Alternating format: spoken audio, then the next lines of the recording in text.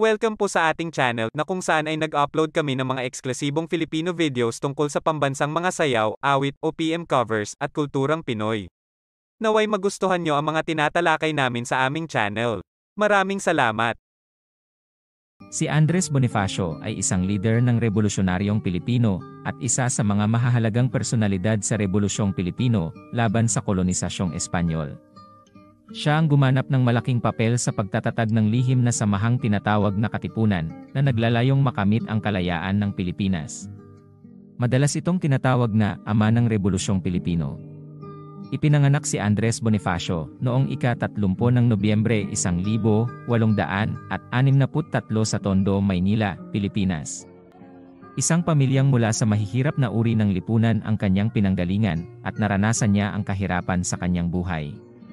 Nagtrabaho si Bonifacio sa iba't ibang mga trabaho, kabilang ang pagiging taga-imbak ng mga kalakal at mensahero, bago siya naging aktibo sa politikal na aktivismo.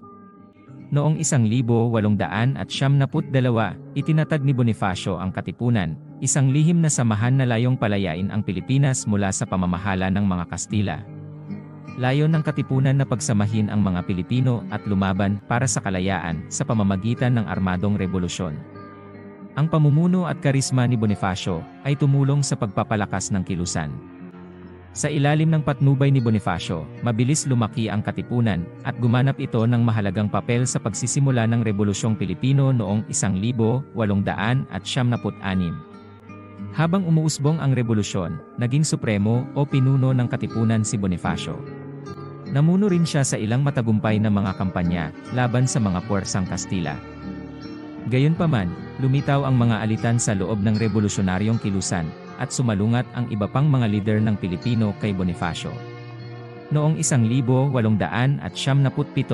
siya ay inaresto ng kanyang sariling mga kasama at sinampahan ng mga paratang ng pagtatraidor. Isinagawa ang pagbitay kay Bonifacio at sa kanyang kapatid noong ika-10 ng Mayo 1897. Kahit sa maagang pagkamatay niya, nananatiling mahalaga ang alaala ni Bonifacio bilang isang pambansang bayani at simbolo ng pakikipaglaban para sa kalayaan ng Pilipinas. Patuloy na ipinagdiriwang at inaalala ang kanyang mga ambag sa Rebolusyong Pilipino sa buong bansa.